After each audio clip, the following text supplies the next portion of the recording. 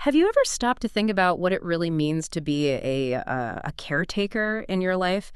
I mean, sure, we talk about managing money, but what about your time, your skills, even, your relationships or the environment around you? It's actually a pretty big idea when you unpack it, isn't it? So today, we're doing a deep dive into this concept called stewardship. And let me tell you, it goes way deeper than you might first think. Oh, absolutely. And for this dive, we've pulled together a really diverse range of sources. We really wanted to give you the full picture. We're looking at, biblical ideas about handling money and just general well-being, stuff from places like the Christian Stewardship Network or CSN. Then there's academic research on ethical leadership in business, like from the IMD Business School. We've got definitions from environmental groups like CO2 Action, plus some really personal reflections on caring for animals, and even yourself from sources like the Bedlam Farm Journal, that blog. Oh, yeah, I know the one. Really interesting perspectives there. Exactly. And finally, we're looking at guides from religious groups like the Diocese of Wichita on how they approach community building through this lens. So yeah, it's quite a mix. It really is. And what strikes me is how all these different viewpoints, from faith traditions to business schools to personal blogs, they actually connect in surprising ways. They all shed light on this one idea that kind of shapes a lot of our lives without us maybe even realizing it. So our mission today, let's unpack what stewardship really means across all these areas. Let's find the core principles and figure out how actually embracing this idea could maybe change things for us as individuals, for our communities, maybe even the whole planet. Okay, let's jump in. Let's see what it really means to be a steward. Defining stewardship. More than just money. Okay, so at its most basic, stewardship is really about the responsible and, you could say, faithful management of resources that have been entrusted to us. It starts with this fundamental idea that, well, maybe everything we have doesn't ultimately belong to us. Maybe it belongs to a higher power, or if you're looking at it secularly, maybe it's just a temporary possession. Like we're custodians, not owners. Exactly. We're caretakers for a time. That feels old, like really old. I remember reading, maybe in that Bedlam Farm Journal piece, it traced it all the way back to Adam and Eve being the first stewards of the earth. Yeah, it's definitely got ancient roots. For people of faith, particularly in the Judeo-Christian tradition, it's deeply embedded. Yeah. Think about Psalm 24.1, the earth is the Lord's and everything in it.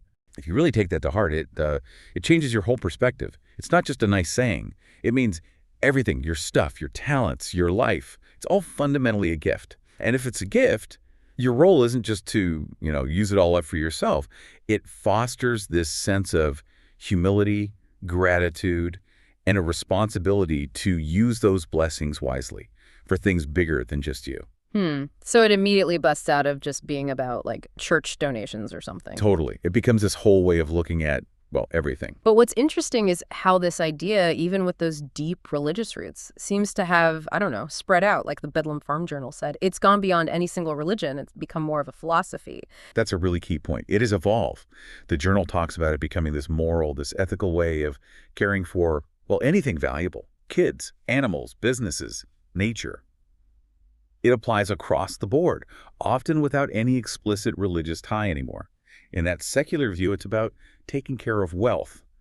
In the broadest sense, money, sure, but also knowledge, reputation, relationships, the environment. And there's this profound sense of obligation, this duty to pass those things on in better shape than you found them. Better shape. Yeah. It pushes beyond just your own interests or your company's bottom line. It demands this long-term thinking, looking beyond your own lifetime. It highlights this almost universal ethical responsibility we have. Whether you're religious or not, it's about being a good custodian for whatever you've been given charge of, thinking about those who come after you. Okay, but here's something that really jumps out at me. Stewardship seems to fundamentally reject the idea of ownership. That feels radical, especially today, right? We're so defined by what we own. It is radical. And that's why it's such a profound philosophical shift. The Bedlam Farm Journal puts it bluntly. Nothing really belongs to us, not even animals. Everything we have is a temporary possession. Wow. Temporary possession. Think about what that means. If it's temporary, if it's entrusted, you can't just do whatever you want with it without thinking about the consequences. It forces you to change your relationship with, well, everything. Your car, your house, the local park, the planet. The story about Gus, the dog, in that journal entry is just such a powerful illustration of this. It's heartbreaking, but really clarifying. Remind me what happened there. Gus was incredibly sick, starving even though he was eating, just wasting away. And the author, who clearly loved this dog deeply, had to face the decision about euthanasia. Now, if you're purely in an owner mindset, the instinct is often, keep him alive at all costs. It's driven by your own grief, your attachment. My dog. Yeah, absolutely. But the author, operating as a steward, made the decision based on what was best for Gus. His welfare, his dignity. They saw his suffering, the loss of who he was. The choice wasn't about the owner's pain or desire to hold on. That must have been incredibly hard. It sounds almost detached. Not detached from love, but maybe detached from the agony of ownership, the guilt, the what if I do the wrong thing, that comes when you feel solely responsible, because it's yours. By thinking I am his steward, entrusted with his care, the author could step back just enough to ask, what does he need? What is the kindest, most dignified thing for him? I see. It allows for a clearer moral choice. Exactly. It prioritizes the well-being of the one entrusted, not the desires, the one holding the reins. It really makes you ask, if we don't truly own things, how does that change how we treat them? What are our real responsibilities? It shifts everything towards deep, empathetic care. 2, the diverse manifestations of stewardship. Okay, so with that foundation laid, this idea of responsible caretaking, not ownership. Let's look at how it actually plays out. Starting with the obvious one, money. Financial stewardship. The Christian Stewardship Network, CSN, they frame it as managing a resource entrusted to them by God, right? Not just managing your bank account. Yeah, absolutely. And the CSN outlines several core biblical principles behind this. We touched on God's ownership already, this idea that it's all ultimately his. That alone is a huge challenge to our usual way of thinking about money, isn't it? Definitely. It stops being about just accumulating for yourself. Right. And another principle they highlight, which I think is incredibly relevant today, is contentment and avoiding greed. We're constantly bombarded with messages to want more, buy more, be more. This principle pushes back hard. It says true wealth isn't in stuff, it's in your relationship with God. Or, maybe more broadly, in finding satisfaction beyond material things. Focus on the eternal, not the temporary. Exactly. Yeah. 1 Timothy 6:6 talks about godliness, with contentment being great gain. It's not saying money is bad, but warning against making it your ultimate focus, your source of security or identity. It's about finding peace with what you have and channeling that energy away from constant wanting towards maybe generosity or purpose. That's a powerful countercultural message. So how does CSN say you actually do that? What are the practical steps? Well, they boil it down to some really actionable advice. 3 things really stand out. First, intentional financial planning. This means things like, yes, making a budget, but it's not about pinching pennies just for the sake of it. Right. It's about consciously deciding where your money goes, making sure it lines up with your values, with your role as a steward. It's about directing resources purposefully. Okay. Being deliberate. What else? Second, seeking and applying wise counsel. Don't try to figure it all out alone. Talk to experienced, trustworthy people. Get advice not just on, stocks and bonds, but on how to handle money ethically, with integrity. Makes sense, like having mentors or advisors. Exactly. And third, cultivating a generous heart. This is key. It's not just writing a check once a year. It's about actively looking for ways to share your money, yes, but also your time, your skills, your resources, helping others, supporting causes you believe in. And what's interesting is, even if you take the religious aspect out, those principles, budgeting, getting advice, being generous, they're just solid advice for anyone wanting financial health, right? Absolutely. They build security, purpose, connection. They work regardless of your specific beliefs. Okay, let's shift scale now. From personal finances way up to the environment, environmental stewardship. CO2 Action talks about this as both a philosophy and a practice. Yes, and it really emphasizes the moral and ethical duty we have. Individuals, communities, businesses, governments, we all have a role as caretakers of the natural world. The goal is to find that balance, right, between human needs and activities and preserving ecosystems so future generations can actually thrive. And it's more than just following the rules, the regulations. Oh, much more. It's about being proactive, taking voluntary steps to minimize our negative impact, to conserve resources, and importantly, to actively restore ecosystems that have already been damaged. One of the key principles here is conservation and resource efficiency. Pretty straightforward, but crucial. Using less energy, less water, reducing waste, choosing renewables. It's about being mindful of our consumption patterns. Like turning off lights, recycling, the basics. The basics, yeah. But also bigger things, supporting businesses that use resources wisely, advocating for policies that promote conservation. It's about efficiency at all levels. You mentioned restoration, too. That feels like a step beyond just conserving. It is. That leads to another key principle: ecosystem restoration and biodiversity protection. This is where we actively try to undo some of the damage. Think reforestation projects, cleaning up polluted rivers, creating habitats for endangered species. It acknowledges that we haven't just used resources, we've often actively harmed ecosystems, and we have a responsibility to try and fix that. Right, so it's not just do no harm, it's try to heal the harm done. That connects back to that idea of leaving things better, doesn't it? Precisely. It's a core part of sustainable development meeting our needs today, without wrecking the ability of future generations to meet theirs. It's stewardship on a planetary scale. All right, let's bring it back inward again. Stewardship of self and character. I found that Vera Christian article fascinating, the way it reframes self-care. It says sometimes self-care can feel a bit selfish. Yeah, like it's just about indulging yourself. Right. But if you view your life as a gift, maybe from God, as the article suggests, then caring for yourself becomes stewardship of life, a duty, not just a luxury. That's a really powerful reframe. It draws on that biblical idea, like in 1 Corinthians, that your body isn't just your own.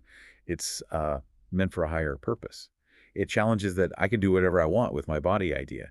So when we neglect our physical health, burning the candle at both ends, eating junk all the time, skipping checkups, the article suggests it might actually stem from a kind of pride, this false belief that we're invincible, limitless.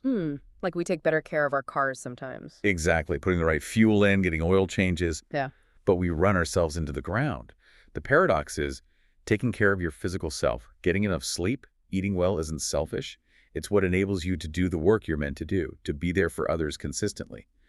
You care for yourself so that you can serve better and longer. You can't pour from an empty cup. That's the essence of it. And it's not just physical. The source stresses spiritual care too. You can't effectively represent or serve a higher purpose, whether that's God or a cause you believe in, if you're not drawing strength and guidance from that source. Neglecting prayer, meditation, reflection, whatever grounds you. It's like trying to be an ambassador without ever checking in with headquarters. Okay, so how do we do this self-stewardship? The article had practical steps, didn't it? It did. Very practical. You can group them into, say, 3 areas. One is deliberate spiritual grounding, starting the day with prayer or scripture, using reminders, taking personal retreats for reflection. 2 is consistent physical care, prioritizing diet, sleep, exercise, health checkups. Basic, but essential. And 3, maybe the hardest for many of us, is setting healthy boundaries. This includes things like creating margin in your schedule. Margin, you mean like buffer time? Exactly. Not packing every single minute. Learning to say no to things that don't align with your core purpose or values. Even something as simple as going to bed when you're too tired to think straight, instead of pushing through. It's about protecting your energy and focus so you can use them well. It's sustainable living. Apply to yourself. That resonates. Now, building on that, André Lee Capuin's piece for the Christian Leadership Alliance talks about stewardship of character, calls it the most important leadership principle. Yeah, that takes it even deeper. It shifts from just what do I do or how much do I give to who am I becoming?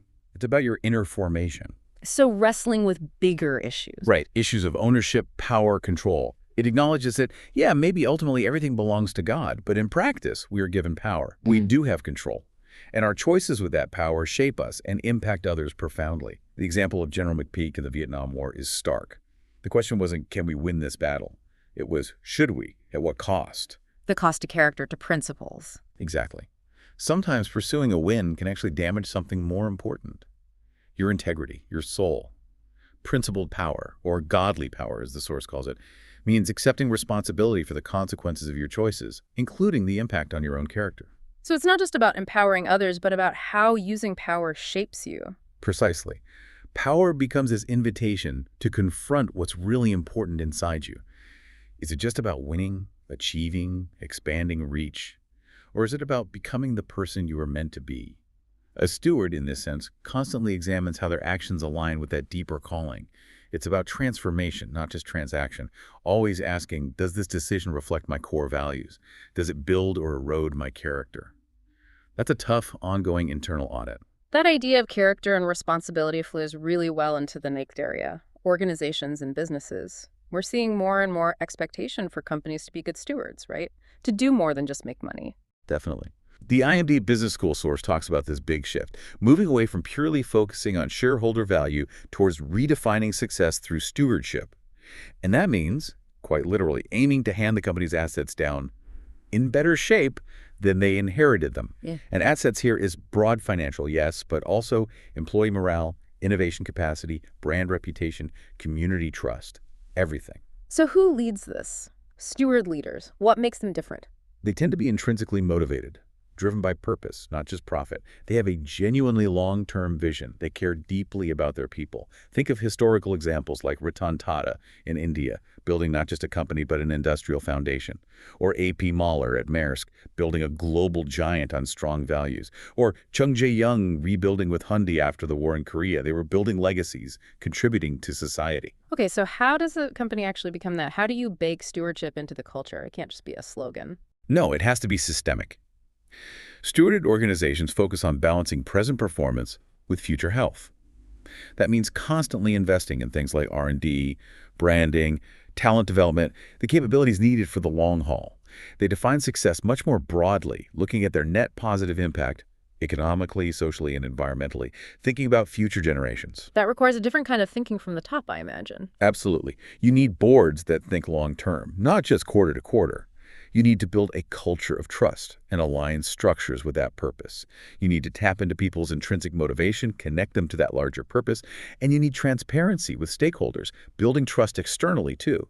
The leaders themselves, they lead with impact, they inspire, they transform, they act with prudence and care, safeguarding the future, sometimes making short-term sacrifices for long-term gain. And they embody transparency, accountability, and responsibility, understanding their wider impact and actively trying to make it positive. It sounds great, but also challenging. Leaders are still human. Are there risks? Of course. The IME source points out the danger of hubris, getting stuck in old ways, becoming isolated. Reputation can be fragile. Transitions are tricky. That's why true steward leaders are constantly working on self-awareness, managing their weaknesses, embracing lifelong learning, and surrounding themselves with diverse teams who will challenge them. It's about building resilience not just for the company, but for the leadership itself. It's about ensuring the company contributes positively to society over the long run. Okay, last area, but a really important one for community life, parish stewardship. The Diocese of Wichita talks about this as a conversion journey, a response to God's love. Yeah, in that Catholic perspective, stewardship is seen as this deep, grateful response. Because everything good is a gift from God, the natural response is to give back, offering your time, your talent, your treasure, the gift of self. And they outline these 4 pillars, built on the foundation of Christ, that help parishioners live this out. Think of them as building blocks for a stewardship way of life. The first is hospitality. Simple but profound, truly welcoming everyone, especially newcomers or those who've been away, seeing the face of Christ in each person. Creating that sense of belonging. Exactly. When people feel they belong, they feel ownership, they're more open to giving. Practical things help, like leaders making an effort to know people by name, clear communication, personal invitations. It fosters connection. That applies anywhere, really. A welcoming community thrives. Totally. The second pillar is prayer. For a parish, this means nourishing the soul, deepening the relationship with God, making sure actions are guided by faith. The leader, the pastor, needs to model this. More broadly, it's about any leader being grounded in their core values, taking time for reflection before acting, leading from a place of inner clarity and purpose. Leading by example. Got it. What's third? Third is formation. This isn't just head knowledge, it's about converting the heart. Helping people live a stewardship way of life, not just understand the concept. It's about learning to share gifts generously. A powerful tool they mention is lay witness talks, people sharing their personal stories of how stewardship changed them. That makes it real, relatable. It's like mentorship or sharing personal growth stories in any setting. Seeing it in action makes sense. And the fourth pillar? The fourth is service. This is where the rubber meets the road, putting the other 3 pillars, hospitality, prayer, formation, into concrete action. Serving needs within the parish, the wider community, the world. It's about ministering to those who are hurting, in need, seeking answers. A key part of this is the annual renewal. It's not just signing up for tasks. It's a time for individuals to thoughtfully discern how best to use their gifts in the coming year based on their current life situation. So it's dynamic, not static. Exactly. It keeps service meaningful and sustainable. So a truly vibrant parish or any community really needs all 4. Welcome, reflection, learning, and action. They reinforce each other. 3, the transformative power of stewardship. Okay, Pulling this all together, it's so clear that stewardship isn't just a set of actions, it's deeply transformative, isn't it? It's that conversion journey the diocese mentioned, that personal transformation the Leadership Alliance talked about. It really is. When Yeah. you start to embrace this mindset, it genuinely changes you from the inside out. It cultivates this deep sense of gratitude for what you have rather than focusing on what you lack. It helps shift you away from purely selfish concerns towards thinking about the greater good, about contributing purposefully. It's not about denying yourself, but about finding a richer kind of fulfillment in responsible caretaking. It helps you grow into, well, the best version of yourself, aligning your actions with your deepest values. And we've seen it doesn't stop there. It creates ripples outward, that healthy ecosystem in business, the positive social change. Yeah, the impact scales up. When organizations operate as stewards, they contribute to building understanding, trust, maybe even peace. It fuels concrete actions, caring for the environment, supporting communities, ensuring fairness. Think about the collective impact if more businesses, more communities, more individuals adopted this long-term, care-focused view. It fosters sustainability and flourishing at every level, from the family to the globe. And underlying all of this is that recurring theme of accountability. It's not just a nice idea, it feels like a genuine responsibility. It absolutely is. Stewards understand they are accountable to a higher power, to future generations, to their own conscience for how they manage what's been entrusted to them. The Bedlam Farm Journal put it starkly, we will all be called to account. But interestingly, the reward isn't necessarily external praise or more stuff. The analysis suggests the reward is often the act of stewardship itself. Doing the right thing is its own reward. Kind of. There's this deep intrinsic satisfaction that comes from knowing you acted with integrity, with care for something larger than yourself. That quiet confidence of having done your part well that seems to be at the heart of true stewardship. Outro. Wow. Okay, so we've covered a lot of ground today. From ancient financial ideas to modern environmental ethics, from tending to our own character to leading global businesses and building local communities. Stewardship really is this incredibly rich, multifaceted concept. It's an ethical framework, a practical guide, and often a deeply personal philosophy. Yeah, when you boil it all down, it really comes back to this core recognition. We're temporary caretakers. Yeah. We've been entrusted with incredibly valuable resources, whether that's money, nature, our talents, our health, relationships, other living beings. And our fundamental job, our responsibility, is to manage all of that with real care, with integrity, always keeping the long view in mind, not just for us right now, but for the good of everyone, especially those who come after us. It's about trying to leave things a little better than we found them. So here's the final thought to maybe chew on after listening today. Given everything we've unpacked, this idea of being a caretaker, not an owner, the focus on long-term well-being, the accountability, however, really embracing that steward mindset change things for you? How might it shift your daily decisions, the way you approach your relationships, how you see your role in the world? Maybe just pick one area in your life. Where could you intentionally practice stewardship, starting, today or tomorrow? And just notice, what kind of ripple effect might that one small intentional shift create?